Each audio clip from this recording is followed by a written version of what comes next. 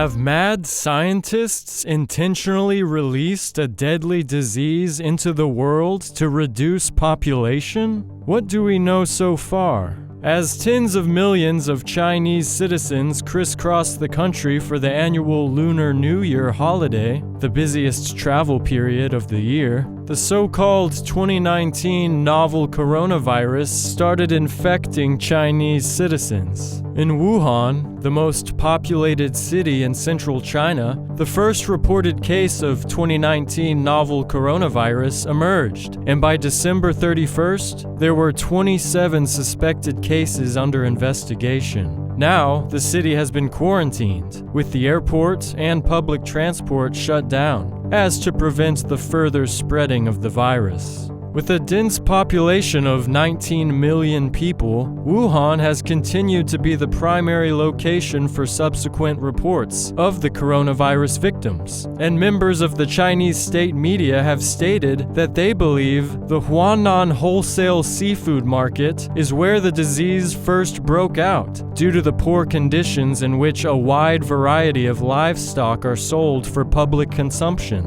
Animals such as cats, dogs, porcupines, ducks, raccoons, gophers, deer, snakes, chickens, as well as a massive selection of sea animals. Additionally, a number of current patients had visited the seafood market in the previous days or weeks. Although the Chinese state media pushes the narrative that the virus came from an animal origin in the wholesale seafood market, there are no reported cases of animal victims, only human beings that have caught the coronavirus. But did you know this? Did you know that there is a patent for the coronavirus? That's right, the Pirbright Institute owns the patent to the coronavirus, and I'm going to tell you the patent number right now.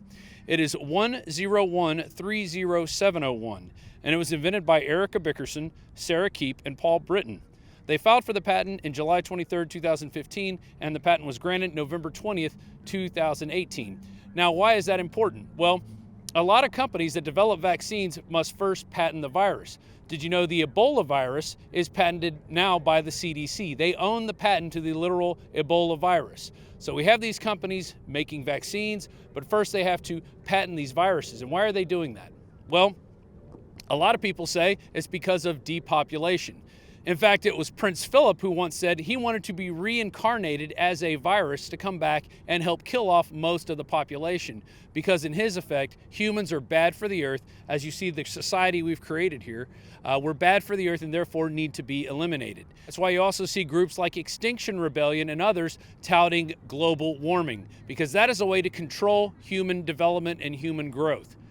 What do humans exhale? Carbon dioxide. What is the bad element? Carbon dioxide. So they have to get rid of that, and one way to do it is by getting rid of humans and human development.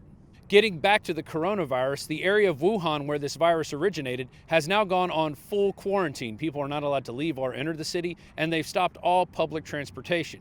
But is it possible, since this virus is patented and they are making a vaccine for it, that this is a man-made problem? I take you back to the SV40 virus. Never heard of it?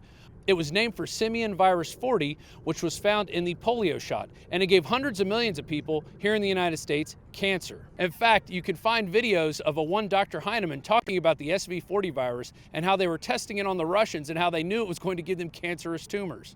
Gee, that damn SV40, I mean that vacuolating agent that we have, I'm going to just pick that particular one. Mm-hmm. That virus has got to be in vaccines, and it's got to be in Sabin's vaccine, so I quickly tested it. Sure enough, it was in there. And I'll be damned. So now, so I go ahead and... So you just took stocks of Sabin's vaccine off the shelf here at Merck? Yeah, well, it had been made at Merck. It was made at Merck. You were making it for Sabin at this point? Yeah, it was made before I came. Yeah, but at this point, Sabin is still just doing these massive field trials? Mm-hmm. Okay. In Russia and so forth. So I go down, I talked about the detection of non-detectable viruses. I told Albert... But at this point, Sabin is still just doing these massive field trials? Mm-hmm. Okay.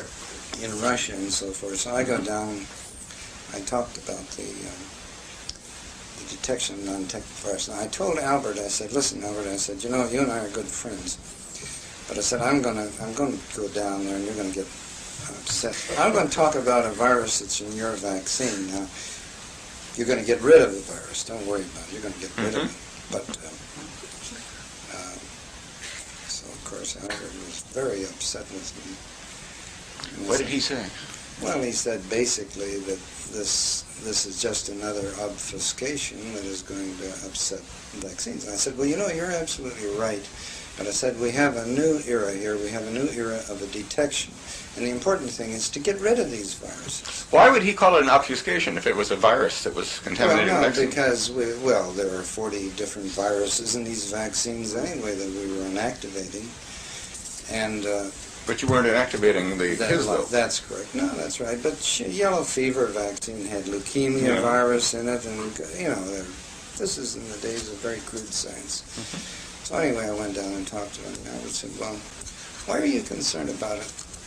I said, well, I'll tell you what. I said, I have a feeling in my bones that this virus is different. I don't know why to tell you this, but I've been around biology a long time. I just think this virus may have some long-term effects. And he said, what? I said, well, cancer. I love it. And I love it. said, Go ahead. No. I said, Albert, you probably think I'm nuts, but I just have that feeling. Well, in the meantime, we had taken this virus and put it into hamsters. So we had this meeting, and that was sort of the topic of the day, and the jokes that were going around was, gee, we would win the Olympics because the Russians would all be loaded down with tumors. This is where the vaccine was being tested. This was right. So can we trust the elites to really keep us safe? As you can see, the Capitol's over to my left, and right now they're trying to invent charges and persecutions against President Trump. Over here to my right, the Black History Museum, where you can go find actual documentation about the Tuskegee experiment, where individuals in our government injected young black men with syphilis to see how it would spread. Those are the kind of people that are in our government. So when I see things like the coronavirus popping up, and I see patents being filed and vaccines being made, I tend to think it's a man-made problem. And as Professor Zhong Nanshan states, it can be said it is affirmative that there is the phenomenon of human-to-human transmission. According to World Health Organization spokesman Tarek Jasarevic, an animal source seems the most likely primary source of this outbreak, with limited human-to-human transmission, contrary to Professor Zhong's assessment of the virus. The following day, the World Health Organization Regional Director for the Western Pacific, Takeshi Kaisai, seemed to reverse their previous position, stating, quote, "There may now be sustained human-to-human transmission." With over 500 confirmed cases and 17 deaths, it's hard to argue that the virus cannot be transmitted between people. And with singular cases reported from 9 other countries, Thailand, South Korea, Japan, Taiwan, the Philippines, Australia, Macau, Mexico, and even the United States, the spreading of the disease between people seems to be the most important factor to follow as a health professional. Symptoms of the new coronavirus include fever, cough, chest pains, infections of the nose, throat, or sinuses, and many of those infected have developed severe pneumonia. Some strains of this coronavirus, which is in the same family of the common cold, have evolved into more severe illnesses, like SARS, also known as Severe Acute Respiratory Syndrome, which killed at least 800 people from 2002 to 2003. When SARS infected people in southern China, the Chinese government initially tried to conceal the severity of the epidemic. However, in his first public remarks on the new coronavirus, President Xi Jinping instructed government departments to promptly release information on the virus and deepen international cooperation. He also stated, quote, "People's lives and health should be given top priority, and the spread of the outbreak should be resolutely curbed." However, some reports suggest that Chinese authorities were urging people not to talk to the media or spread news about the virus online because it would enhance paranoia that people aren't being properly informed. According to Nature.com, laboratories in China and Thailand have sequenced the genomes of at least 19 strains found in infected people and have made them publicly available. And according to Trevor Bedford, an evolutionary geneticist, that's pretty remarkable work, given that it's been 2 weeks since the work began. Bedford also says that the most striking thing about the genetic sequences is how similar they are to one another, and the lack of genetic diversity suggests that the common ancestor of the strains hasn't mutated much. In an unbelievable discovery, the genome sequence of coronavirus variants can be found easily online. On Justia Patent's website, coronavirus was patented on November 20th of 2018 by the Pirbright Institute, a government-funded organization in Surrey, England, dedicated to the study of infectious diseases. And they've received funding from the European Union, the Royal Society, and last but not least, the Bill and Melinda Gates Foundation. According to the Pirbright Institute's submitted patent, the coronavirus may be used as a vaccine for treating and/or preventing diseases, such as infectious bronchitis. The submission even includes an exact, detailed breakdown of a coronavirus variant's genome sequence, making it clear why the Chinese and Thai laboratories were able to sequence the genomes so quickly and effectively. So did the Pirbright Institute develop the new coronavirus to be discreetly deployed by some other international government agency? Or is that just crazy? Chinese Foreign Ministry spokesman Jing Shuang said, quote, "We have shared with the World Health Organization the information on the genome sequence of the new coronaviruses as soon as possible. We will resolutely contain the spread of the epidemic."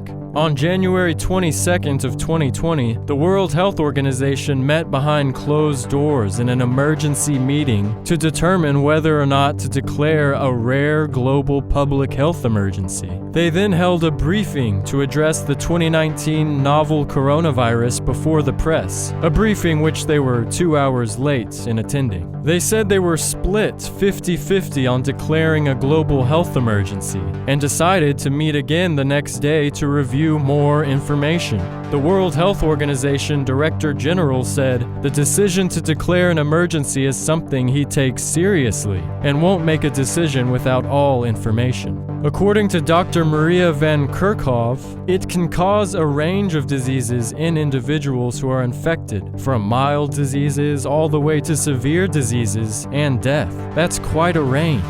Their expert analysis also deducted that the virus is showing stability, meaning that they aren't seeing changes in the genome between infected people, which shows the virus is not mutating as previously reported. Apparently, older-aged people and people with significant underlying health conditions are associated with deaths, of which there are 17 so far. Disease modeling experts from Imperial College London say the true figures of infected people in the city of Wuhan could be 4,000 or as high as 9,700 in the worst-case scenario. So is the coronavirus a silent weapon for a quiet war? Or is the existence of the Pirbright patent able to be explained away by the scientific world elite? As the disease spreads worldwide, only time will tell what the 2019 novel coronavirus has in store for mankind. This is Brian Wilson with Infowars.com.